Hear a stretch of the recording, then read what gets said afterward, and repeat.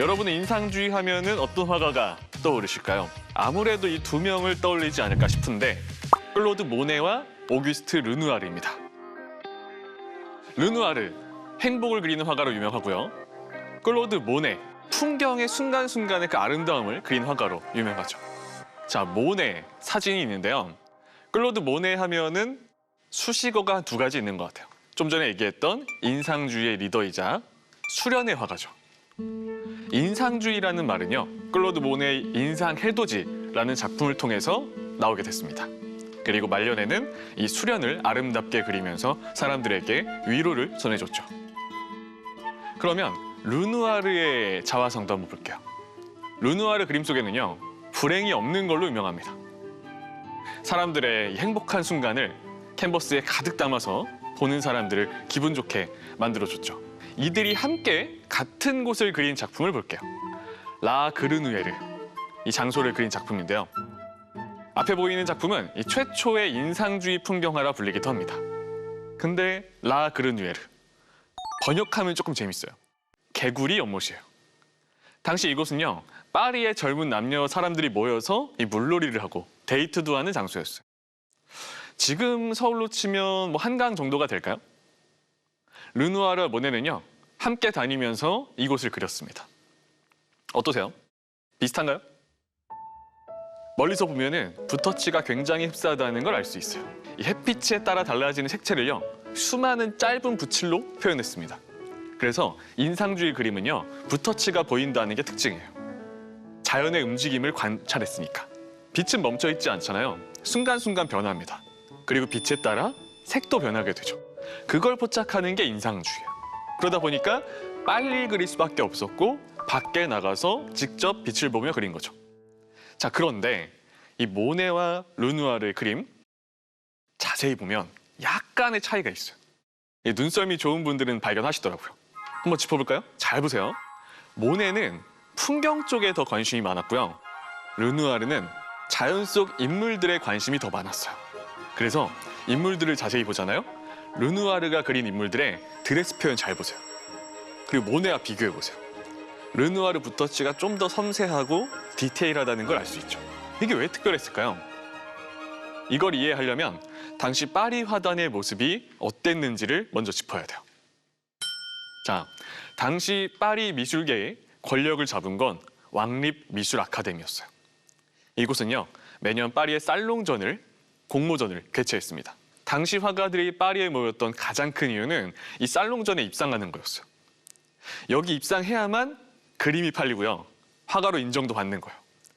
그러니까 전국에 있는 예술가들이 모여서 살롱전에 작품을 출품하고 있었던 거죠. 그런데 문제가 있어요. 여기 걸려야 작품이 팔리는데 심사 기준이 너무 까다로운 거예요. 당시에는요, 붓터치가 보이면 미완성이라 생각했어요. 그래서 가까이 가서 봐도 아주 매끄럽고 붓터치가 없어야만 된 거예요. 그리고 캔버스의 뒷면이 보이지 않게 완벽하게 물감을 칠해야 됐죠. 한마디로 색채보다는 소묘를 중요시했고 야외보다는 실내에서 그리는 걸 선호했다는 거예요. 그들이 원하는 건 아주 사진 같은 세밀한 그림이었어요. 자, 그러면 여기서 궁금하실 것 같아요. 그럼 어떻게 그리라 이거냐? 살롱전에 아주 우수한 성적으로 붙은 그림을 볼게요. 너무 잘 그렸어요. 샤를 글레르란 화가가 그린 바칸테스의 춤이에요. 이들은요, 우리가 살아가는 어떤 자연, 우리가 보는 모습보다도 신화, 역사, 종교화를 높이 잡고 추구했어요. 그런 주제를 실내에서 상상하면서 아주 디테일하게 그리는 거죠. 아까 말씀드렸던 것처럼 코앞에서 봐도 붓터치가 없어요. 자, 이런 규칙들을 다 지켜야 살롱전에 걸릴 수가 있어요. 그리고 또 그래야 그림이 팔려. 그랬더니 이런 규칙들이요, 오히려 예술을 억압하는 꼴이 돼버린 거예요. 한번 생각해 보세요. 난 예술가인데 그리라는 대로만 그려야 돼요. 이게 어떻게 예술가예요? 그래서 이 모든 것에 반기를 들고 나왔던 사람들이 지금의 인상주의가 된 겁니다. 모네, 르누아르가 그 선두에 있었죠. 자, 그러면 모네의 유년기부터 들어가 볼게요. 모네는 파리에서 그리 멀지 않은 항구 도시 르 아브르에서 성장했습니다. 사업 수완이 좋았던 아버지 덕분에요. 사실 유년 시절에 부족함은 없었어요. 그저 항구 같은 데 나가서 바닷가 보면서 캔버스 설치하고 그림 그리는 게 너무 행복했던 아이였어요. 자, 그러면 모네의 초기작을 한번 봐볼게요. 모네가 그린 정원의 여인들이에요. 자, 한번 생각해 볼까요? 그 전에는 신화, 역사, 종교화를 그리라 그랬어요. 근데 제목부터 보세요. 정원의 여인들이에요. 모네는 직접 캔버스를 들고 나가서 정원의 여인들을 그린 겁니다. 실제 내 눈에 보이는 사람들을 담기 시작한 거죠. 근데 여기에 굉장히 중요한 포인트가 있어요. 과거를 그리던 사람들이 현재를 그리게 된 거예요. 자, 이걸 두고서 뭐라고 하냐면 과거를 향해 있던 시선이 현재로 오는 순간이었어요. 이제 사람들은 내 눈에 보이는 걸 그리기 시작했어요. 자, 그리고요, 이 작품 조금 재밌는 부분이 있어요. 바로 사이즈예요. 이 점만 해도요, 중요한 신화, 중요한 의미가 있는 그림일수록 캔버스를 크게 그렸습니다. 자, 잘 생각해 보세요. 이건 지금 의미가 없어요. 내가 좋아서 그린 거예요, 정원의 여인들은. 근데 반항이에요. 캔버스 얼마나 커요? 이 작품은요, 무려 세로 길이가 2m 55cm입니다. 어마어마하게 크죠? 이건 한마디로 대놓고 반항하는 거예요. 나는 그냥 내가 그리고 싶은 거 크게 그릴 거야. 사실 이때부터 예술가의 이미지가 만들어진 거죠. 자, 그러면 이번에는 르누아르를 만나볼게요. 배움을 항상 추구했던 근면성실한 인물이었어요. 그런데 집이 너무 가난했어요. 그래서 아주 어릴 때부터 돈을 벌어와야 됐습니다. 르누아르가 처음 일했던 곳은요, 도자기 공방이었어요. 그곳에서 이 도자기에 그림 새기는 일을 한 거예요. 그런데 자, 르누아르가 그 시절에 그린 도자기에 새긴 그림을 볼 수 있는데 딱 봐도 우리가 아는 르누아르 스타일은 아니죠. 아주 굉장히 고전적이고 신화 속 인물을 그린 걸 알 수 있어요. 그때는 시키는 거 그려야 되니까. 그런데요, 10대 초반인 걸 감안하면 재능이 엄청난 거죠. 이 시기의 배움은요, 르누아르 그림 인생, 앞으로 펼쳐질 인생에 큰 영향을 줘요. 왜냐하면 자, 인상주의, 밖에서 빛을 포착하죠. 그림을 빨리 그려야 돼요. 근데 도자기에 그림을 새긴다. 도자기 표면이 마르기 전에 빨리 그려야 돼요. 빠른 붓터치, 민첩한 붓터치를 이미 습득하고 있었던 거예요. 그리고 이 어린 르누아르가요, 살던 곳 주변에 가까운 곳에 그 유명한 루브르가 있었어요. 그래서 쉬는 날이 되면 항상 루브르 박물관에 가서 거장들의 그림을 보면서 힐링을 했죠. 요즘으로 치면. 그리고 16살에요. 루브르 박물관에서 그림을 모사할 수 있는 자격증을 얻게 돼요. 이게 여러분 10대 때 이 모사 자격증을 얻는다? 굉장히 자랑스러운 일이었어요. 그리고 이후에는요, 지금도 똑같아요.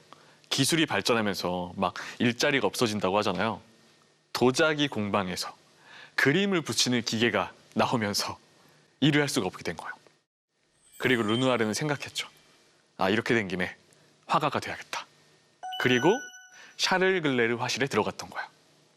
자, 이곳은요, 아주 전통적인 기법으로 그림을 알려주는 곳이었어요. 어느 날 샤를 글레르는요, 자신이 알려준 방식대로 그리지 않는 르누아르를 봐요. 근데 얘가 너무 행복해 보였대요. 그래서 물어봤답니다. 야, 너는 진짜 너 자신의 즐거움을 위해서 그리는구나 라고 했더니, 그럼요, 그림 그리는 게 즐겁지 않다면 그릴 이유가 없는데요. 여기에 르누아르의 예술관이 다 담겨 있어요. 즐거운 거예요. 르누아르의 그림은요, 노동이 아니라 즐겁고 유쾌하고 행복한 거였던 거예요. 그림을 그리는 게 진짜 행복했던 거죠. 자, 그러면 르누아르가 그리고 싶었던 자연 속의 행복, 뭔지 볼까요? 산책이라는 그림이에요. 남녀가 산책을 하고 있어요. 근데 잘 보잖아요? 굉장히 행복한 순간이에요. 왜냐면 처음으로 남녀의 손이 닿는 순간인 거. 얼마나 행복해요. 산책을 갔는데 여자 손을 잡아주는 거예요. 이때만큼 행복한 순간이 있을까요? 그죠? 르누아르는 얘기합니다. 내가 사랑하는 건 딱 그림 봤을 때 산책하고 싶은 마음이 들게 하는 그림이다. 딱 자연 속의 빛과 인물을 포착하면서. 너무 아름답잖아요. 모네와 르누아르는 같은 길을 가지만 모네는 풍경을 더 사랑했고요. 르누아르는 인물을 더 사랑했습니다. 자, 그러면 이번에는 르누아르와 모네 대표작들을 좀 볼 건데요. 자연의 인상과 행복의 인상, 어떻게 다른가 볼까요?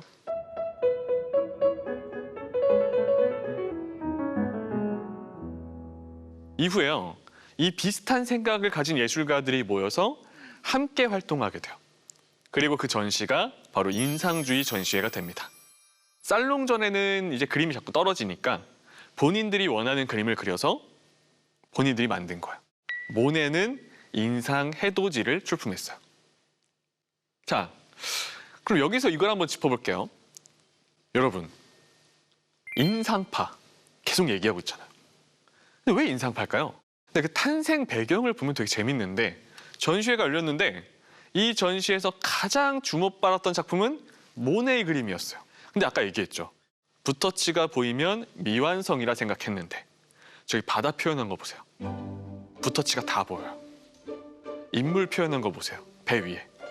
선명한 게 하나도 없는데 인물도요, 그냥 붓터치 몇 번으로 그려요. 한 평론가가 생각했어요. 너무 못 그렸다. 너무 못 그린 거예요.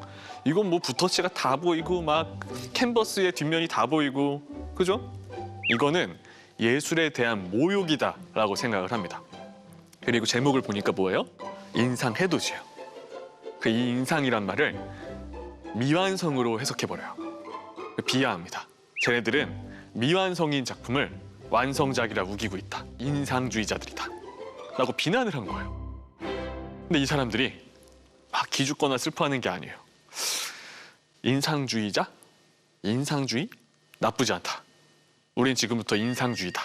라고 얘기를 한 거예요. 원래는 모네의 그림을 조롱하려고 쓴 말이었는데 진짜 순간에 인상만 그린다고. 근데 그걸 써버린 거죠. 그게 인상파입니다. 자, 그러면 르누아르 그림도 봐볼게요. 이것도 재밌어요. 자, 공연장이에요. 오페라는요, 19세기 후반 이 파리지앵이라고 하잖아요. 막 이렇게 막 문화도 즐기고 잘 놀고, 그죠? 이 파리지앵들의 문화 생활에서 가장 중요한 위치를 차지했어요. 예술가들은요, 이곳에서 영감을 받기도 했습니다. 그리고 워낙에 다양한 사람들과 요즘으로 치면 막 셀럽들이 오는 곳이었던 거예요. 그래서 사람들을 관찰하기에 최적화돼 있었어요. 그림 속의 남자 봐보세요. 잘 보시면요, 와, 오페라에 막 관심 없어요. 그럼 뭐 하고 있어요? 이 오페라 글래스 끼가지고 오늘 누구 하나 보고 있는 거예요. 오늘 어떤 예쁜 여자가 왔나?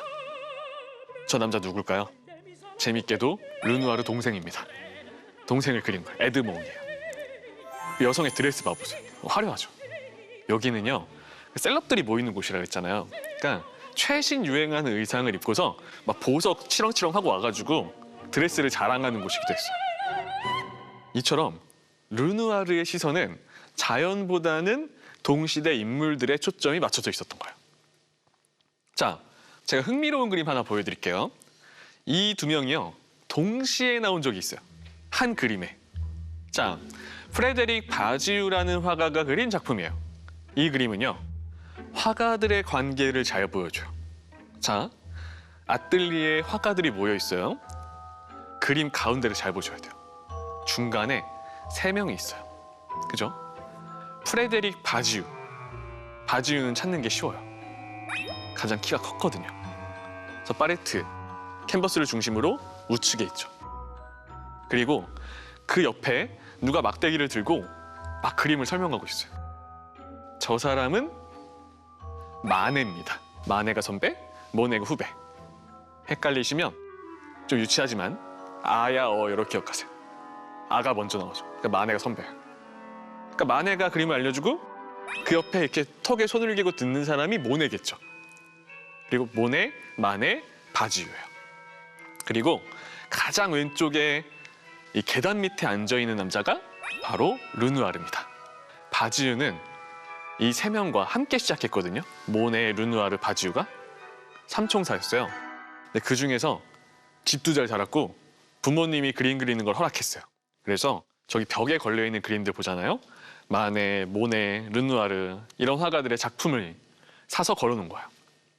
한마디로 잘 팔리지 않는 친구들의 그림을 사준 거죠. 이 인상주의 화가들은 그림만 비슷한 게 아니라 인간적인 관계로 똘똘 뭉쳐있고 서로 의지하면서 나아갔던 사람들인 거예요. 그래서 더 잘 되지 않았나 생각을 해봅니다. 그런데 이들도 쉽지 않았어요. 고난이 많았습니다. 그 중에서도 전쟁이 있었어요. 수많은 예술가들이 피해를 입었습니다. 그리고 안타깝게도 오늘의 주인공은 아니지만 아까 바지유, 그 화가는 이 전쟁에서 29살에 세상을 떠납니다. 그래서 사실 생각해보면은 셋이 같이 시작했는데 모네와 르누아르만 알고 바지유를 모르는 거예요. 그리고 르누아르, 바지유가 사망했다는 소식을 듣고 깊은 우울증에 빠져요. 그리고 다들 자신만의 방식으로 전쟁을 버티고 전쟁이 딱 끝나요. 이때 살아남은 예술가들이 다시 파리에 모입니다. 이들의 캔버스는 그 아픔에 반대되게 더욱더 밝아져만 갔어요. 자, 모네의 아르장테유 화가의 정원이에요. 너무 예쁘지 않아요? 개인적으로 굉장히 좋아하는 그림이에요. 꽃밭에서 남녀가 서로 마주 보면서 손을 잡고 있어요. 보고만 있어도 기분 좋아집니다. 모네는 이런 말도 했어요. 대중이 내 그림을 보고 왈가왈부할 수 있다. 그러나 내 인생은 그 누구의 것도 아닌 바로 나의 것이다. 멋있지 않나요? 전 오히려 요즘 현대인들에게 이 말이 더 필요하다고 생각해요. 그런 신념을 갖고 앞으로 나아가는 거.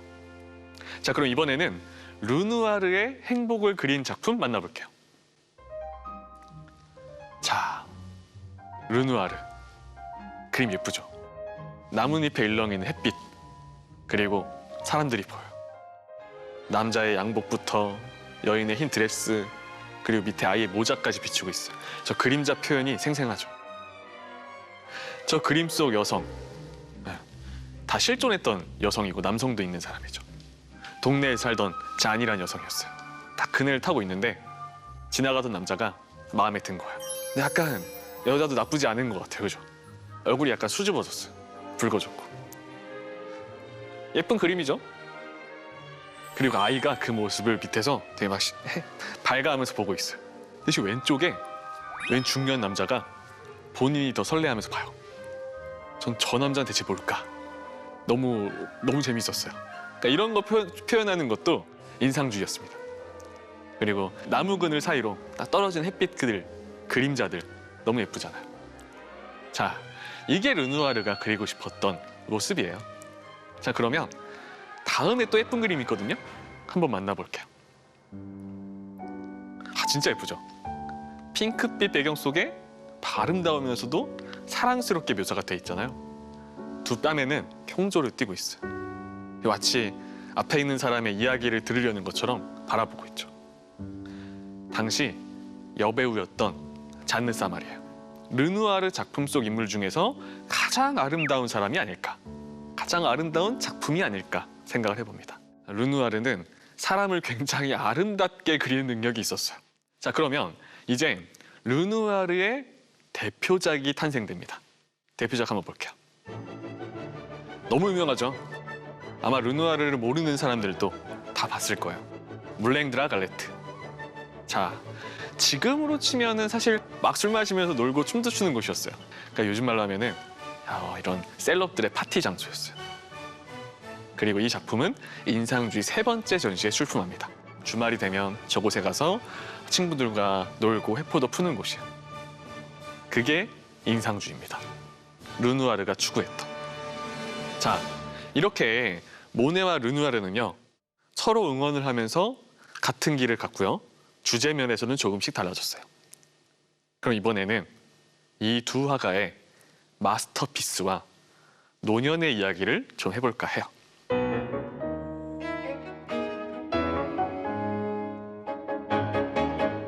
너무 아픈 시대였어요. 지금도 사실 사는 게 쉽지 않죠? 힘들지만 이 시대는 더했을 겁니다. 이 두 화가는요, 2번의 전쟁을 겪어야 됐어요. 아까 젊었을 때 전쟁 한번 겪었죠? 노년에는 1차 세계대전이에요. 그리고 이 전쟁 속에서 두 화가는 서로 다른 아픔을 겪게 됩니다. 그럼 모네의 말년부터 볼까요? 자, 모네는 생전에 성공했어요. 르누아르도 마찬가지입니다. 그리고 한 번쯤 들어보셨죠? 지베르니 정원에 집을 사고 정원을 가꾸며 지냈습니다. 이제 멀리 나갈 필요가 없어요. 왜냐면 우리 집 앞이 아름다운 풍경이니까 집 앞에서 그림을 그리는 거야. 이제 정원이 곧 스튜디오인 거야. 이제 멀리 나가서 아름다운 자연을 찾으러 가지 않아도 돼요. 일본식의 아치형 다리도 만들고요. 꽃도 가꾸고 정원을 가꾼 거예요. 모네가 이런 말도 했습니다. 내가 남들보다 잘하는 건 그림 그리는 것과 정원을 가꾸는 거다. 그렇죠? 그만큼 정원을 가꾸는 것도 사랑했어요. 그리고 나중에 성공을 하고 나서는요. 가난한 예술가들을 지원해 주기도 했어요. 그런데 이렇게 성공하고 돈도 많이 벌고 평온하게 말년을 보냈으면 어땠을까요? 이게 참 아이러니한 점인 것 같아요. 예술가들의 숙명일까? 라고 생각도 해보고. 고통이 몰려옵니다. 노년에. 이게 1910년대를 기준으로 일어나게 돼요. 모네는요. 사실은 젊었을 때 첫 번째 아내를 병으로 보낸 기억이 있어요. 그리고 노년에 재혼했는데요. 그 재혼한 여성도 또 병으로 먼저 보내야 됐습니다. 그리고 사실은 첫째 아들도 먼저 떠나보내야 되는 아픔이 있었어요. 그리고 이 시기 세계대전이 일어났을 때 둘째 아들도 징집됐어요. 사실은 그 넓은 정원 속에 외롭게 있었던 날이 훨씬 많았던 거죠. 그럴 때면요. 계속 그림을 그렸어요. 그림을 그릴 때만 아픔을 잊을 수가 있었답니다. 그리고 끊임없이 계속 그림을 그린 거죠. 그런데 여기 또 하나의 아픔이 있어요. 바로 백내장이었어요. 세잔이란 화가가요. 모네를 두고서 이렇게 평했습니다. 모네는 눈이다. 이 얼마나 위대한 눈이냐. 두 눈으로 빛의 변화를 평생 포착하며 그렸거든요. 근데 아마도 그 태양빛을 많이 쬐던 그게 좀 영향이 있지 않았나 분석이 있어요. 그래서 백내장에 걸리게 되죠. 자, 백내장이 가장 심했을 때의 그림을 보면요. 그 고통이 느껴질 정도예요. 점점 시력이 악화되면서 그림을 그리기가 어려워져요. 어떠세요? 달라진 거 느껴지시죠? 모네의 그림은 마치 추상화처럼 변해갔습니다. 제가 찾아보니까 백내장 환자는요. 유독 붉은 빛을 강렬하게 인식한다고 해요. 어떻게든 그리려고. 그러니까 물감은 점점 겹겹이 쌓이면서 어떻게 돼요? 선명해지는 게 아니라 오히려 불분명해진 거야. 오른쪽 눈은 사실상 실명 상태였고요. 왼쪽 눈은 색상이 잘 안 보인 거예요. 자, 모네는 평생 오로지 눈에 의지한 채 그림을 그렸어요. 그럼에도 계속 수련을 그렸죠. 그리고 눈이 이 지경까지 됐을 때 백내장 수술을 받아요. 혹시 수술 받았는데 실패해서 급격하게 시력이 나빠질까 봐 겁이 났답니다. 미룬 거예요. 그리고 이제 갈 데가 없어요. 수술을 받은 거예요. 사진 하나 볼까요? 수술 직후로 알려진 사진이에요. 그래서 눈을 보시면은 햇빛이 안 들어오게 뭘 덮어놨어요.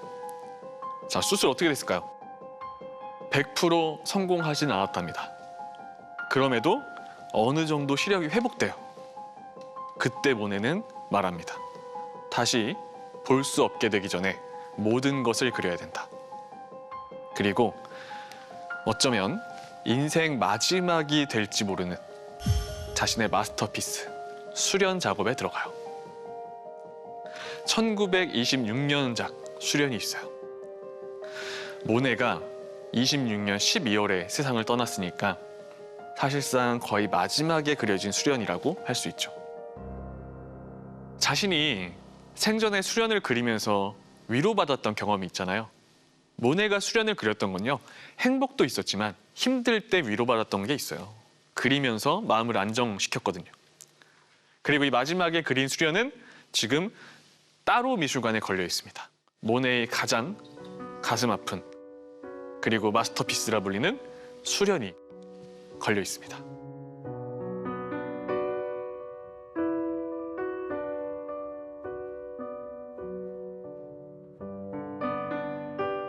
모네는요, 이곳이 이 전시회를 찾아오는 사람들이 어떤 잔잔한 물의 휴식을 느끼면서 휴식을 느끼고 피곤과 긴장을 풀어낼 수 있는 곳이 되길 바랬어요. 한마디로 평화로운 명상을 위한 쉼터가 되길 바랬습니다.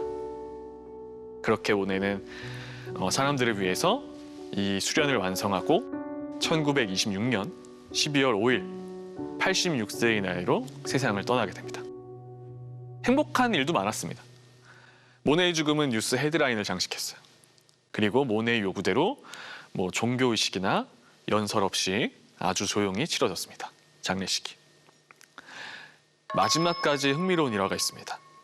여러분, 모네가 생전에 가장 쓰지 않았던 색이 뭘까요? 어떻게 보면 인상주의자들이 잘 쓰지 않는 색이 있어요. 검은색입니다. 자연의 빛이 있는 한 검은색은 없다고 믿었어요. 그런데 장례식이 치러지는 와중에 모네의 관에 검은색 천이 덮어졌답니다. 그때 모네의 지인들이 평생 빛을 포착했던 모네에게 검은색이란 없다라고 하면서 꽃무늬 천으로 바꿔줬대요. 모네는 말합니다. 나는 자연 앞에서 내가 경험한 것을 전달하기 위해 일을 했다. 그리고 내가 느낀 것을 성공적으로 전달하기 위해서 그 느낌을 받는 순간 가장 기본적인 회화의 규칙을 완전히 잊어버리게 된다라고도 했어요. 정말 그 빛을, 이 자연을 완벽하게 그리기 위해서 순간순간을 포착하는 일이 모네에게는 가장 중요했던 거죠. 자, 모네는 그렇게 인상주의의 리더가 됐어요. 그런데 그것뿐만이 아닙니다. 그가 순간순간 빛을 쫓느라 짧게 그렸던 그 붓터치들, 결국에 그 붓터치가 추상화의 시초가 돼요. 형태가 없어지는 힌트를 준 겁니다. 그리고 세상을 떠나기 전에는 자신의 마음을 담아서 그 수련을 그려놨죠. 사람들에게 위로를 줍니다. 그래서 지금까지도 거장이 되지 않았나 생각을 해봅니다. 자, 그러면 이번에는 르누아르의 말년을 만나볼게요. 물랭드라갈레트의 무도회 두 번째 버전으로도 평가받아요. 자, 센느강 근처 카페에 모여서 친구들이 다 오찬을 즐기고 있어요. 청춘 남녀가 야외에서 막 음식 먹으면서 떠들썩하게 놀고 있죠. 이런 게 진짜 행복 아닐까요? 그죠? 어떻게 보면 별거 아닌데 막 열심히 일하고 주말에 이런 데 모여서 친구들과 파티하는 거. 그게 인생의 기쁨인 것 같아요. 그리고 잘 보시잖아요. 좌측 하단에 개를 안고 있는 여인이 있어요. 르누아르의 아내가 될 알린 샤르고예요. 그리고 르누아르도요. 생전에 부와 명예를 얻게 돼요. 피아노 앞에 소녀들이에요. 어떠세요? 르누아르는 나이가 들어도 주제에 변함이 없어요. 항상 소소한 행복인 거예요. 그 작은 기쁨을 그리는 게 르누아르예요. 막 주말에 그냥 피아노 치는 소녀들이에요. 근데 너무나 평화롭고 행복하죠. 르누아르는 말해요. 아름다운 것. 우리의 인생에서 추한 것은 충분히 많아. 우리까지 그런 추함을 더해야 할 필요는 없어. 라고 말합니다. 자, 그런데 오늘 모네와 르누아르잖아요. 이 둘은 어쩌면 노년에도 비슷한 부분이 있어요. 르누아르도 병에 걸립니다. 류마티스 관절염이었어요. 초기엔 당연히 증상이 경미했는데요. 점점 심해져요.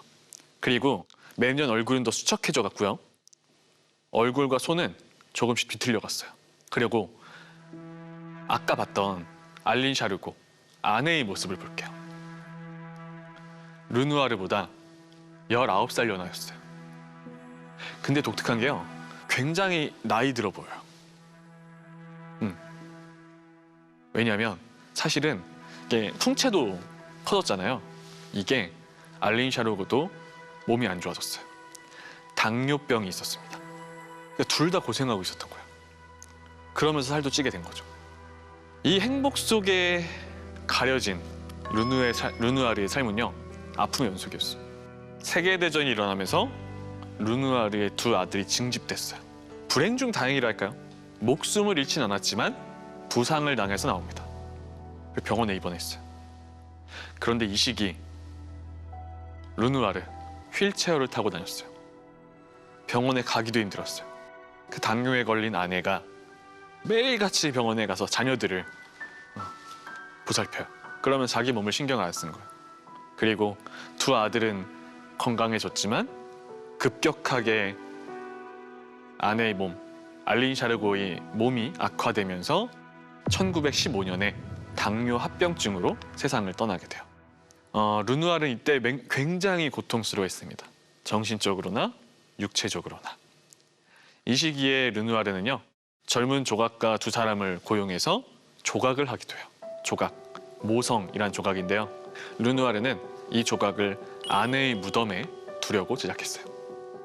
그렇게 르누아르는 자신의 의지와 상관없이 약해져만 가는 몸으로 그림을 그려야 됐습니다. 매일이 싸움이었죠.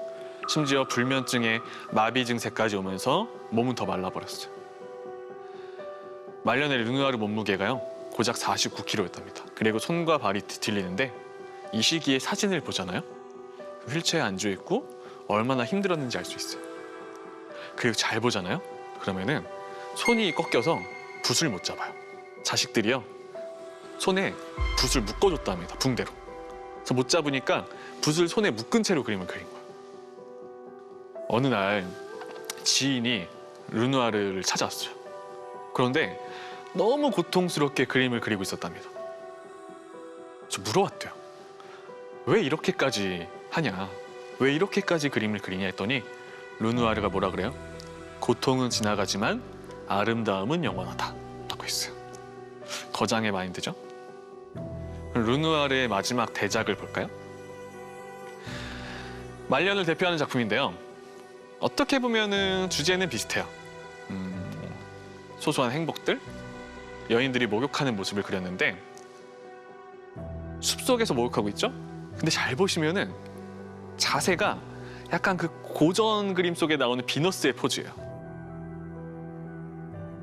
르누아르는요, 현실 속 여성들의 행복을 그리면서도 이 구도면에서는 고전을 가져왔어요.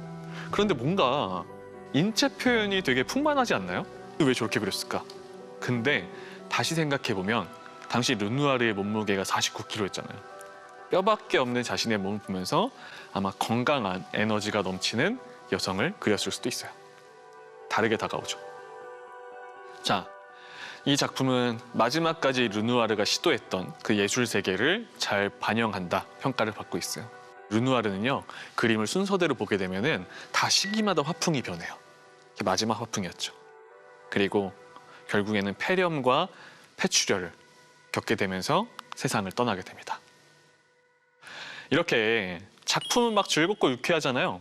그런데 그 속에는 참 다양한 사연이 숨겨져 있죠. 어쩌면 어린 시절 가난, 젊은 시절 인상주의를 시작하면서 들었던 비난들, 전쟁으로 친구를 잃었던 아픔, 우울증, 노년에는 육체의 고통까지 그 너무도 힘들었던 삶이었기 때문에 그 슬픔을 캔버스에만큼은 담기 싫었던 게 아닐까요? 여러분, 오스트리아 하면 떠오르는 화가 있으세요? 저는 딱 두 명이 떠올랐어요. 구스타프 클림트와 에곤 슐레겠죠. 이 둘은요, 나이 차이가 무려 29살이 났어요. 그럼에도 불구하고 서로에게 영향을 끼치면서 때론 친구처럼, 또 때로는 스승과 제자, 이런 관계처럼 자신만의 예술을 발전시켜 나갔습니다. 이 두 화가 이야기, 사실은 너무나도 유명하지만 뭐 황금빛부터 에로티시즘 다 들어봤지만 이 화가의 좀 디테일한 이야기를 아는 분들은 별로 없어요. 먼저 클림트예요. 좀 전에 얘기했던 것처럼 우리에게 황금빛의 화가로 잘 알려져 있죠.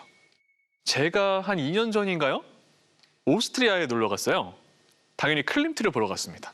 그런데 그 비엔나 공항에서 봤던 광고가 지금도 생각이 나요. 클림트의 키스를 보지 못했다면 다시 돌아가라 라고 써 있는 거예요. 그만큼 클림트는 비엔나의 상징이기도 합니다. 그런데 그 작품의 유명세와는 다르게요, 자신의 얘기를 거의 하지 않는 작가였어요. 생전에 뭐 자서전을 쓰지도 않았고요, 자신의 뭐 어떤 그림에 대한 설명도 거의 안 해놨습니다. 그래서 그만큼 신비의 화가라고도 불리고 있어요. 오죽하면요, 클림트는 생전에 나에 관해서 알고자 하는 사람은 내 작품을 보고 찾아내면 될 것이다. 내가 어떤 사람이며 내가 원하는 것이 무엇인지를. 신비의 화가라 부를만 하죠? 다 밝혀지지 않았기 때문에 더 유명해진 게 아닐까. 자, 그러면 이번에는 에곤 슐레의 사진을 볼게요. 생전에 지인에게 보낸 편지에 이렇게 적혀 있거든요. 내가 너무 많이 앞서가서 내 작품을 보는 사람들은 공포에 사로잡힐 겁니다. 그런데 그만큼 실내의 누드화는요, 그 전에 본 적이 없는 아주 충격적인 그림이었어요. 그리고 그 누드화가 또 현재는 인기를 끌고 있는 거 보면 또 맞는 말인 것 같기도 해요. 자, 이 둘이 추구했던 예술관을 이해하려면요, 먼저 봐야 될 곳이 있어요.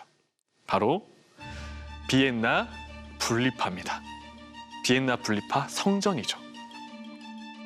이곳은요, 당시의 오스트리아 예술가들이 새로운 예술을 만들기 위해서 모였던 곳이에요. 자, 사진이 보입니다. 낡은 어떤 인습에 빠져있던 빈 미술가 협회에 반기를 들고서요, 새로운 예술을 추구하며 결성된 모임이었어요. 근데 아마도 이렇게 생각하면 될 것 같아요. 우리 전 시간에 모네와 르누아르도 인상파라는 걸 만들었잖아요. 그게 뭐예요? 전통과 길을 달리가는 거예요. 새로운 예술을 만들기 위해서. 항상 예술가들은 새로운 걸 창조해내야 되기 때문에 그 전에 과거의 예술과 대립될 수밖에 없는 거죠. 이 분리파 성전 앞에 가잖아요. 그러면은 딱 입구에 이들이 지향하는 바가 대문짝만에 서 있어요. 이렇게 써 있어요. 번역하면 모든 시대에는 그 시대의 예술을, 예술에는 자유를 이라고 써 있습니다. 되게 멋있는 말이죠. 분리파가 무엇을 추구했는지 단번에 파악이 되죠. 자, 클림트는요, 분리파 회원일 뿐만 아니라 초대 회장이었어요. 그리고 나중에 우리가 함께 만나볼 에곤 실레도 함께 합류하게 되는 거죠. 그래서 이 두 명을 이 빈 분리파로 한 번에 모을 수 있을 것 같아요. 그러면 그 초대 회장 클림트의 유년기는 어땠을까요? 구스타프 클림트, 1862년 빈 근교의 바움가르텐이라는 곳에서 태어났어요. 아버지가 금세공사였어요. 조각공 일도 했죠. 성실하신 분이었는데 가난을 벗어나지 못했습니다. 그림에 진짜 금박을 했다라고 하니까 굉장히 잘 살았을 거라 생각하는데 사실은 가난한 집안이었던 거죠. 그럼에도요, 예술적 재능을 숨길 수가 없었습니다. 어린 시절부터요, 빈 응용미술학교에 입학해서요, 회화뿐만 아니라 프레스코와 모자이크와 여러 기법들을 습득했어요. 졸업도 아주 우수한 성적을 했습니다. 그리고 졸업한 후에는 사실 클림트는요, 돈을 많이 벌고 싶었어요. 그래서 뭘 하냐면 동생도 화가였거든요. 동생 이름이 에른스트예요. 에른스트와 친구 프란츠 마치와 함께 회사를 차려요. 아티스트 컴퍼니였어요. 그리고 그때 당시에 빈에서요, 재건축 붐이 불고 있었거든요. 그러니까 뭐가 많았겠어요? 천장화며 벽화며 의뢰가 많았단 말이에요. 그거를 의뢰받으면서 돈을 벌기 시작해요. 자, 그런데 사실은 클림트가 처음부터 빈의 최고의 화가는 아니었어요.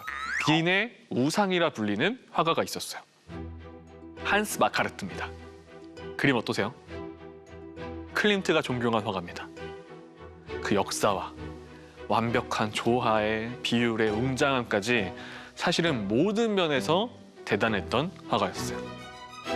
초기에는요, 클림트에게 의뢰가 가는 게 아니라 다 이 한스 마카르트에게 의뢰가 갔어요. 그런데 이 한스 마카르트가 갑작스럽게 병으로 세상을 떠나게 돼요.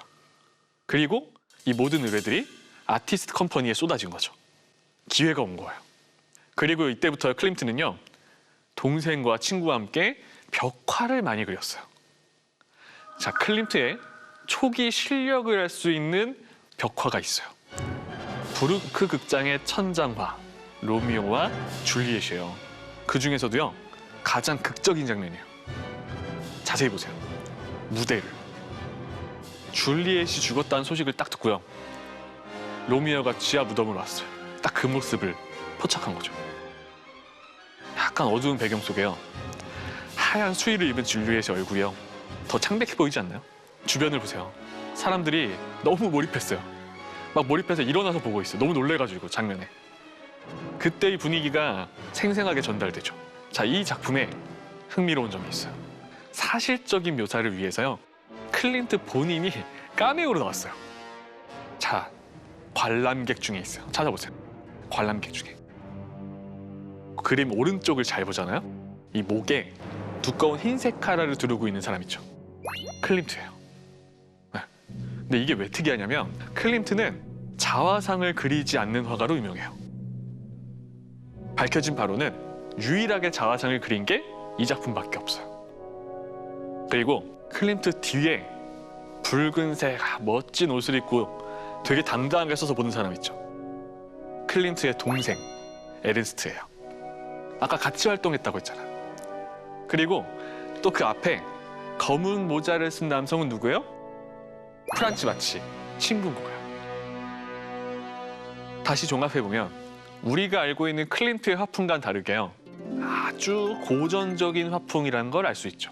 초반에는 돈을 벌기 위해서 시대가 원하는 예술을 해줬던 거예요. 자, 그리고 클림트의 출세작이라 평가받는 그림이 있어요. 이 그림은요, 사실적인 묘사의 정점이에요. 브루크 극장의 관객석이에요. 당시에 브루크 극장을 허물고 새로 건축하게 되거든요. 근데 허물기 전에 그 내부의 모습을 남겨두라는 의뢰가 있었어요. 아니, 당시에 사진이 있지 않았나? 사진이 있었습니다. 그때만 해도 사진이 조금 저급하다 생각했어요. 그래도 이런 건 그림으로 남겨야지 라고 생각을 한 거죠. 이 그림 처음 봤을 때 저는요, 진짜 놀랐어요. 사진인 줄 알았어요. 사진이네? 하고 보는데 그림인 거예요. 야, 사실적인 표현으로 진짜 기가 막히죠. 이 정도로 클림트는 사실 엄청난 그림 실력을 가지고 있었던 거예요. 자, 그리고 클림트의 센스가 느껴지는 부분이 있어요. 관객석이잖아요. 사람들이 그려져 있죠. 근데 클림트가 뭘 했을 것 같아요, 여기다가? 당시에 실제 귀족들의 모습을 그려준 거예요. 이 역사에 남을 그림에 귀족들이 본인의 얼굴을 그려줬다고 생각해 보세요. 얼마나 좋아요. 이 자리에 우리 가문이 있었다. 딱 이걸 그리고 나서 클림트는요, 완전히 성공해요. 어마어마하게. 그리고 귀족들의 초상화로도 인기를 끕니다. 자, 그러면은 이번에는 에곤 실레의 유년기도 만나볼게요. 사진이 있습니다. 에곤 실레의 가족 사진이에요. 되게 귀엽게 생겼죠. 에곤 실레는요, 1890년 오스트리아의 작은 마을 툴른에서 태어났어요. 아버지가 철도 역장이었어요. 당시에는 중산층에 속했습니다. 그래서 한동안 부족함 없이 성장했어요. 그리고 또 실레는요, 아버지를 굉장히 좋아했고 잘 따랐습니다. 집 앞이 역이다 보니까 어릴 때 실레는 항상 기차에 관심이 많았고 역을 많이 그렸어요. 자, 실레가 7살 때 그린 드로잉이에요. 여러분 7살 때 그림을 떠올려 보세요. 디테일한 부분까지 캐치했다는 걸 알 수 있죠. 관찰력이 뛰어난 사람들이 그림을 잘 그립니다. 자, 이 작품 실레의 나이를 생각하면 그 재능이 있었다는 걸 알 수 있죠. 그 실력이 얼마나 빠르게 발전했는지 알 수 있는 그림이 있어요. 방금 7살 나이 때였죠? 그러면은 15살 실레가 그린 창밖을 보며 그린 풍경화가 남아 있어요. 맑은 하늘에 실레의 고향이 그려져 있어요. 근데 아마 아실 거예요. 아직까지 우리가 아는 실레의 대표작은 나오지 않았어요. 이때는 자연주의, 보이는 대로 그린 거예요. 그런데 아직까지도요, 그림을 정식으로 배우기 전인 거예요. 그걸 감안하면 놀라운 실력이죠. 학창 시절에 굉장히 내성적인 아이였대요. 그리고 공부엔 관심도 없었고요. 하지만 당시 많은 선생님들이 실레의 드로잉 실력만큼은 재능이 대단하다고 칭찬했대요. 자, 그런 실레는요, 빈 아카데미에 입학합니다. 자, 빈 아카데미, 전통을 중요시하는 학교예요. 처음에는 딱 들어갔을 때 그림을 배울 수 있다는 것만으로도 행복했어요. 근데 이게 웬걸? 막상 들어와 보니까 너무나도 보수적이에요. 그 분위기에 실망합니다. 너무나 딱딱한 교육 방식이 문제였어요. 인체 해부학, 기초 드로잉, 순차적으로 모든 것을 배운 후에야 내 그림을 그릴 수 있어요. 모델 드로잉을 할 수가 있는 거예요. 그리고 저학년은요, 유화 물감도 못 만졌답니다. 그 어떤 느낌인지 아시겠죠? 에곤 실레가 여기에 잘 적응했을까요? 딱 봐도 못했겠죠. 불가능했어요. 그래서 실레의 관심이 어디로 갔을까요, 여러분? 자유로운 예술을 추구했던 빈 분리파 쪽으로 향한 거예요. 그리고 막 클림트를 찾아다녔어요. 한 번 만나고 싶었던 거예요. 자기 우상이니까. 그리고 확실히 노력하고 바라면 이루어집니다. 1907년에 에곤 슐레는 자신의 정신적인 멘토인 클림트를 만나게 돼요. 역사적인 사진이에요. 에곤 슐레 17살이었고요. 클림트 45살이었어요. 이 만남은요, 이 미술계의 또 다른 천재들의 출현을 예고했죠. 흥미로운 일화가 있는데요. 전해지는 일화예요. 에곤 슐레가요, 자신의 그림을 보여주려고 들고 다닌 거예요. 그리고 클림트에게 보여주면서 그랬답니다. 내 스승이 되어달라고. 내 드로잉 몇 점 줄 테니까 클림트 선생님 거 드로잉 한 점을 달라고. 그랬더니 클림트가 뭐라고 하냐면, 왜 내 것과 바꾸려 하냐. 자네께 훨씬 더 훌륭하고 잘 그리는데 라고 얘기했대요. 딱 보자마자 안 거예요. 그 재능을. 클림트는요, 그 나이 차이에도 불구하고요, 자신의 그림보다 훨씬 뛰어나다면서 스승이 될 수 없다고 얘기해요. 친구로 지내자, 동지로. 대단하지 않나요? 여기서부터가 이미 대인배이자 클림튼 거장이었어요. 자, 그리고 이때부터 클림트는요, 슐레의 예술을 지지해줍니다. 길을 찾을 수 있게. 그리고 친구이자 후원자도 돼주고요. 자신의 친구들을 소개해줘요. 이렇게 이 둘은 세상을 떠날 때까지 그 우정을 이어갑니다. 자, 그런데 이 두 사람은요, 논란도 있었어요. 자, 클림트의 누드화와 에곤 슐레의 누드화를 한번 볼게요. 자, 클림트. 이 그림 속 모델은요, 클림트의 아들을 낳았던 미치 짐머만이라는 여성이에요. 임신한 여성의 몸을 그렸는데요. 제목은 희망이거든요. 근데 여러분, 희망처럼 보이세요? 희망적인 배경이어야 되는데 배경이 무슨 해골도 나오고 악마 같은 게 그려져 있어요.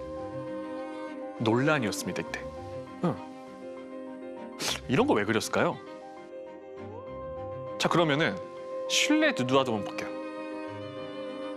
우리가 생각하는 막 비너스, 아주 고전적인 신화 속의 여성 모습은 없죠. 막 누드로서 막 선남 선녀? 신화 속 여성들의 그런 거 없어요. 남녀가 사랑을 나누고 있는데요. 슐레의 누드화는요, 되게 노골적이에요. 공격적이었고 이걸로 논란이 있었어요. 클림트의 분리파 1회 포스터예요. 포스터의 내용은요, 그리스 신화를 가져왔습니다. 자, 윗부분을 볼까요? 반인 반수 미노타우루스를 살해하고 있는 용사 테세우스의 모습이에요. 그리고 우측을 보면요, 포스터 오른쪽에 여신 아테나가 이 장면을 보고 있어요. 마치 빈 분리파를 수호해주는 여신 같죠. 이건 뭘까요? 무슨 뜻일까요? 반인 반수로 묘사된 미노타우루스, 보수적인 미술 아카데미를 뜻하는 거예요. 그러면 그걸 이렇게 죽이고 있는 용사 테세우스는 누굴까요? 빈 분리파인 거죠. 그러니까 무슨 얘기냐면, 빈 분리파가 테세우스처럼 이 빈의 오래된 관념을 부수고 예술적인 승리를 이룬다는 의미인 거예요. 근데 여러분 생각해 보세요. 정부에서 좋아했을까요? 딱 봐도 싫겠죠. 그래서 검열에 들어가요. 그게 뭐였냐면, 봐라, 테세우스의 나체가 너무 사실적이다. 즉 못 쓰게 만든 거예요. 근데 또 여기서 클림트의 센스가 보여요. 테세우스가 야해? 그럼 내가 알아서 바꿔줄게. 수정을 해요. 뭐가 바뀐 것 같으세요? 나무가 자랐어요. 그래서 중요 부위를 가려주죠. 그리고 이 가린 걸로 포스터를 사용했어요. 할 말이 없는 거죠, 그러니까. 이 정도의 센스도 갖춘 사람이에요. 그런데 클림트는요, 이제 논란이 생겨요. 사실은 이 전부터 의뢰받은 중요한 그림이 있었어요. 클림트 과거에 아주 멋있는 벽화, 이런 걸 생각하고 의뢰한 겁니다. 빈 대학 학부화예요. 철학, 법학, 의학, 세 종류를 그려달라는 거였어요. 과거처럼 멋있게, 웅장하게. 그죠? 근데 딱 완성한 클림트의 작품은요, 어때요? 난해해요. 솔직히 무슨 뜻인지도 모르겠어요. 지금 흑백이잖아요. 이 그림은 컬러가 없어요. 왜냐하면 사실은 2차 대전쯤에 나치에 의해서 원본이 불탔습니다. 그래서 찍힌 사진으로만 보고 있는 거예요. 전체적으로 보면 문제가 뭐였냐면요. 뭐 내용도 잘 모르겠고 무슨 알 수 없는 존재들이 둥둥 떠다니고 막 인간들은 괴로워 보이고 법학에서는요 알 수 없는 막 문어 같은 존재한테 남성이 막 벌 받고 있어요. 특이하죠. 이거는 지금도 사실 정확한 해석이 안 됩니다. 그런데 우리가 유심히 봐야 될 게 있어요. 바로 의학이에요. 의학이 문제였습니다. 자, 의학을 한번 볼게요. 상단부터 보세요. 죽음을 상징한 해골이 있어요. 근데 그 주변에 막 인간 군상들이 모여 있거든요. 잘 보면 그쪽에 임산부도 있고요. 작은 아기의 모습도 있어요. 클림트는요, 마치 작품을 통해서 뭐 남자, 여자, 노인, 아이를 불문하고 그 누구도 죽음은 피할 수 없다라고 이야기하는 것 같아요. 근데 이 당시에는 여러분, 이런 죽음 같은 주제에 임산부와 아이를 그리는 건 뭐랄까요, 굉장히 충격적이었고 용납이 안 됐던 거예요. 근데 클림트는 그걸 그냥 그대로 그려버립니다. 근데 이게 왜 논란이겠어요? 의학이잖아요. 아니 아픈 사람을 치료하는 학문이 의학인데 아니 죽음도 피해갈 수 없다. 막 이런 메시지를 담은 거예요. 이 교수들은요, 이 건방진 화가가 자기들의 권위에 도전한다고 노발대발했어요. 그리고 앞에 하단을 보잖아요. 그러면은 누군가 서 있죠. 건강의 신, 희귀애야예요. 근데 이것도 논란인 거예요. 아니 건강의 신인데 너무 선정적이고 거만해 보이고 사람들을 치료할 생각도 없어요. 근데 클림트는 왜 이랬을까요? 일부러 막 논란을 만들려는 것도 아니고. 자, 여기는 사실 사연이 하나 있습니다. 아까 봤던 희망이라는 작품이에요. 이 주인공 누굴까요? 클림트의 아이도 낳았던 미치 짐머만이라고 했잖아요. 근데 이 아이가 태어났는데 태어난 아이가 1년을 채 살지 못하고 세상을 떠나요. 너무나도 슬펐어요. 근데 그 아이가 일찍이 세상을 떠나는 모습을 보고서요, 임신한 여성에게서 밝은 희망만은 볼 수 없었던 거죠.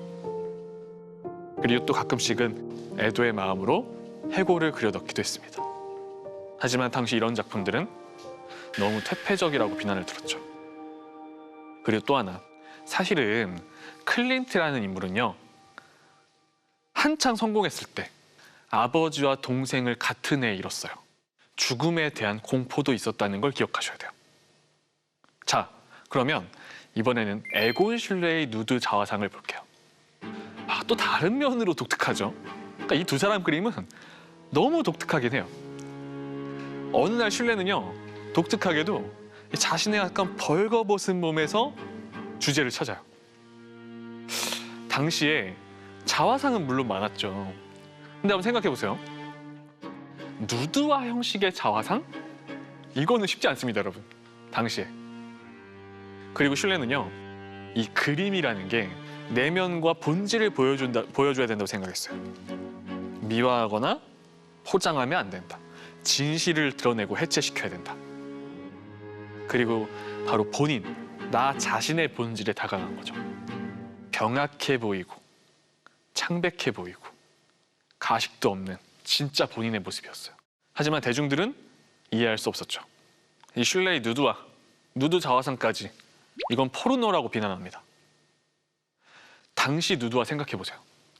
막 신화 속 비너스 여성들 아름답게 막 그렸잖아요.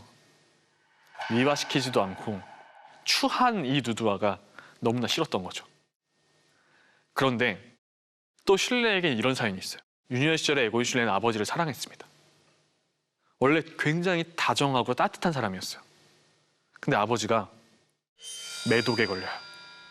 그 매독이 점점 심해지면서 정신까지 이상해집니다. 정신질환을 겪은 거예요. 그러면 점점 폭력적으로 바뀌었대요. 막 에곤 슐레가 그린 그림들을 불태우기도 하고요. 점점 아버지가 이상해지는 걸 목격한 거예요. 그럼 매독에 대한 두려움도 있었던 거죠. 그러면서 이런 충격적인 사랑을 나누는 그걸 병적으로 그린 거예요.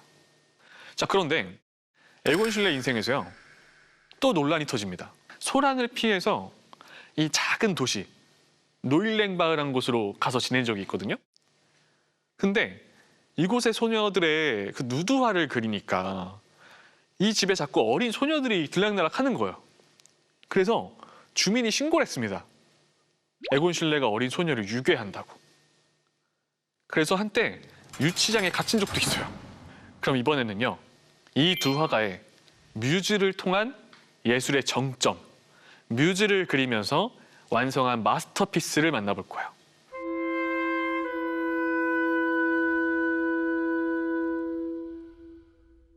두 화가의 마스터피스라 부를 수 있는 작품이에요. 클린트 워낙에 유명하죠? 그죠? 키스, 그리고 에곤 실레의 죽음과 소녀예요. 클림트 그림부터 볼까요? 클림트의 그림 속 여성은 클림트의 뮤즈, 에밀리 플레게로 알려져 있어요. 남성은 클림트로 추측이 되고요.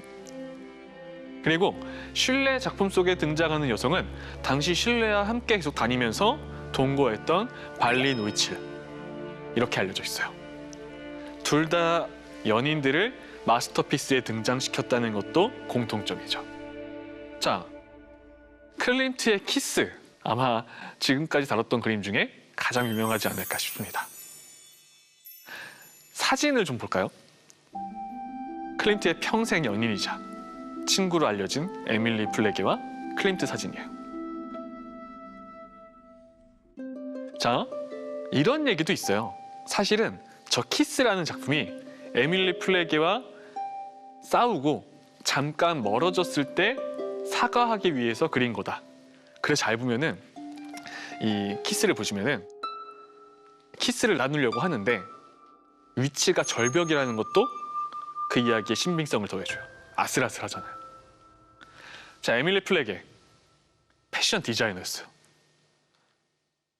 빈의 패션계를 이끌어가는 사람이었습니다. 패션 쪽으로는요, 클린트만큼 명성이 있었던 인물이에요. 의지하지 않았어요. 이 두 사람은 결혼하지 않고요, 연인 관계로만 평생 머물렀고 아이도 없었어요. 저 두 사람이 걸치고 있는 의상 있죠?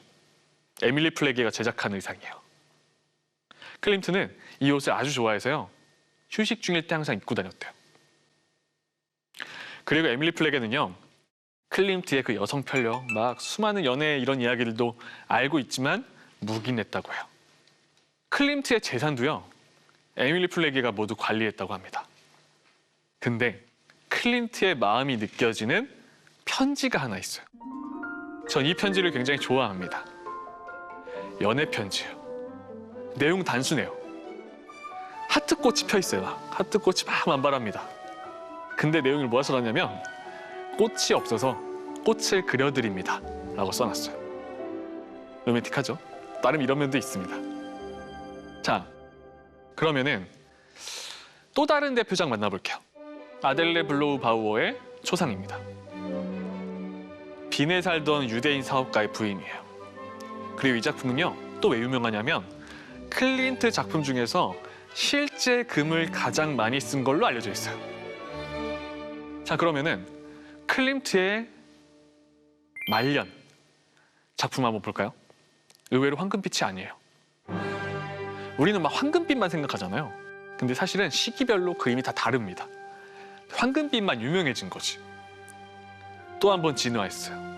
이번에는 황금빛이 아니라 화려한 색상의 인간 군상이 보이죠. 근데 낫을 들고 그 군상을 지켜보는 사신이 있어요. 자, 아까 얘기했던 거 기억하시죠? 클림트는 젊은 시절에 아버지와 동생의 죽음을 목격했어요. 그때부터 죽음에 대한 공포를 가지고 있었다고 합니다. 마치 이 작품을 보고 있으면 삶이란 색상이 다양하고 꽃 피어나지만 사실은 항상 죽음이 옆에 있다는 걸 기억하라고 말해주는 것 같아요. 아마 클림트의 마음이었을 수도 있어요. 생과 죽음이 함께 그려지는 거죠. 생과 사가. 자, 그리고 클림트는요, 마지막 작품을 남기게 되는데 신부라는 작품이에요. 눈썹이 좋은 분들은 보자마자 아셨을 겁니다. 미완성이에요. 완성하지 못하고 쓰러졌습니다. 이 작품에 몰두할 때쯤 클림트는요, 자신이 곧 죽을지도 모른다는 공포에 시달렸어요. 클림트는 한 작품을 완성하는 데 아주 긴 시간과 공을 들이는 편이었어요. 이 작품을 그리기 위해서도요, 약 140장 이상의 스케치를 남겼대요. 하지만 완성하지 못하고 세상을 떠났죠. 1918년에 독감으로 인해서 뇌졸중을 겪고요. 그로 인해 사망합니다. 그 클림트가 세상을 떠날 때 에곤 실레가 지키고 있었어요. 그 모습을 바라보면서 클림트의 마지막 모습을 스케치에 담았습니다. 병상에 누워있는 클림트의 모습이에요. 자, 에곤 실레는요, 클림트에 대해서 이렇게 말했습니다. 구스타프 클림트, 믿을 수 없을 만큼 완성된 예술가. 보기 드물게 깊은 인간. 그의 작품은 성스럽다. 클림트를 얼마나 존경했는지 알 수 있죠. 이렇게 서로에게 영향을 주던 두 예술가는 죽음의 순간에도 함께 있었죠. 자, 그럼 에곤 슐레의 마지막은 어땠을까요? 자, 한쪽은 발리의 초상입니다. 맑고 푸른 눈으로 관람객을 바라보고 있죠. 아름답지 않나요? 눈빛에서 막 상냥함도 보여요. 당시 발리를 향한 에곤 슐레의 마음을 알 수 있어요. 발리란 여성은요, 실레와 약 4년을 동거하면서 누드화 모델이자 헌신적인 연인이 돼줬어요. 감옥에 있는 자화상입니다. 실레의 우울함, 고통, 그걸 묘사했죠. 얼굴이 일그러졌어요. 몸도 고통스럽게 꼬고 있죠. 자, 발리는요, 실레가 구금돼 있던 순간에도 항상 실레를 챙겨줬어요. 면회를 오고. 지극정성인 여성이었죠. 그런데요, 이 구금이 풀리고 돌아온 실레는요, 마음 변했어요. 조금이라도요, 좀 안정된 삶을 살고 싶었던 거예요. 그걸 이루기 위해서는요, 중산층 집안의 여성과 결혼이 필요했어요. 그래서 자신이 안정된 삶을 살겠다고 발리에게 찾아가서 이별을 구합니다. 자, 사진 하나 볼까요? 에디트란 여성이에요. 발리와 헤어지고 실레는 에디트를 찾아갑니다. 중산층 집안의 여성이었어요. 딱 실레가 안정적인 삶을 살 수 있게 만들어줄 여성이었어요. 물론 실레는 그녀의 외모에 반하기도 했죠. 에디트는요, 이 여성은 발리와는 다르게 자기 표현이 확실한 여성이었어요. 실레와 결혼을 부모가 반대했지만 설득해서 결혼까지 했어요. 그리고 에곤 실레는 안정된 삶을 찾았죠. 그런데 다음 작품 볼게요. 자, 그림. 전 이게 진짜 에곤 실레의 대표작이 아닐까 생각합니다. 사연이 있어요. 이별한 발리의 소식을 듣고 완성한 작품이에요. 죽음과 소녀. 그림을 볼까요? 남성은 실레, 여성은 발리예요. 뭔가 알 수 없는 배경 속에 끌어안고 있는 것처럼 보이죠. 근데 뭐 사랑스러움이 느껴지세요? 아니잖아요. 그죠? 저 여성의 모습을 보세요. 말라 비틀어져 있고요. 팔로 막 남자에게 애절하게 매달려 있어요. 눈은 초점이 없어요. 남자는 그저 머리에 손을 대고 있을 뿐입니다. 여성의 팔이 막 늘어나서 곧 끊어질 것 같아요. 얇아졌어요. 마치 헤어지기 싫어서 에곤 실레를 붙잡으려 하는 발리의 모습처럼 보이기도 하죠. 하지만 실레의 눈은 공허합니다. 이별을 죽음에 비유하기도 하죠. 근데요, 더 안타까운 소식이 있어요. 실레와의 이별로 인해서 너무 큰 상처를 받은 발리는요, 종군 간호사로 전쟁에 지원합니다. 그리고 얼마 뒤에 사망하게 돼요. 참 안타까운 여성이기도 하죠. 자, 그럼 실레는 행복했을까요? 유럽 전역에 퍼져 있던 스페인 독감. 어마어마했죠? 너무 빠르게 전염돼서 1차 세계대전 때보다 희생자가 더 많았다. 그죠? 그리고 안타깝게도요, 임신 중이었던 에디트가 스페인 독감에 걸려요. 그리고 임신한 채 세상을 떠나게 되죠. 이후 실레는요, 스페인 독감에 걸리지 않기 위해서 약속도 나가지 않고 외출하지 않고 음식도 조심했어요. 그런데 그 신뢰 또한 독감을 피해갈 수 없었죠. 아내가 세상을 떠나고 약 4일 뒤쯤에 같은 병으로 세상을 떠나게 돼요. 신뢰 나이 고작 28살이었어요. 그럼 그의 유작을 볼까요? 되게 평화로워 보이죠. 아마 에곤 실레가 마지막에 꿈꿨던 가족의 모습일 겁니다. 그리고 잘 보잖아요. 그 전에 누드와드는 고통스럽고 메말라 있었잖아요. 살이 차올라 있는 걸 알 수 있어요. 본인이 원했던 삶이니까. 가족입니다. 맨 뒤에 가족을 품고 있는 자세가 자신감이 넘치죠. 아이는 해맑은 얼굴로 엄마의 다리 사이에 얼굴을 내밀고 있어요. 엄마도 평온하게 앉아있죠. 이 세 사람의 구조가 굉장히 안정적이고요. 평화로워요. 그런데 이루지 못한 희망이었죠. 안타까운 건요. 그림을 그릴 당시에 초반에는 실레는 에디트가 임신한 걸 모르고 있었어요. 그래서 원래는 아이가 아니라 꽃이 있었답니다. 근데 임신 사실을 알고 아이를 더 끓여 넣은 거예요. 꿈꾼 거죠, 이 모습을. 하지만 실현되지 못했습니다. 그리고 클림트와 같은 해에 세상을 떠나게 돼요. 이렇게 오스트리아 B는 혁신적인 예술가 2명을 같은 해에 잃게 된 거예요. 둘 다 자유로움을 추구했고 둘 다 본인만의 예술을 완성하고자 했습니다. 그래서 비난도 감내해야 됐죠. 하지만 결국 그들이 이뤄냈던 그 예술들은요. 현재 독특한 예술, 그리고 새로운 누드의 지평을 열었다고 평가받고 있어요. 그리고 또 하나, 사실 이 두 사람의 공통점 중에 하나는 이런 것도 있는 것 같아요. 자신을 표현함에 있어 굉장히 솔직했다는 거. 그죠? 내면까지도 표현했다는 거. 비난받을 각오가 없으면요. 솔직할 수도 없습니다. 그만큼 용기가 있었던 거 아닐까 생각을 해봅니다.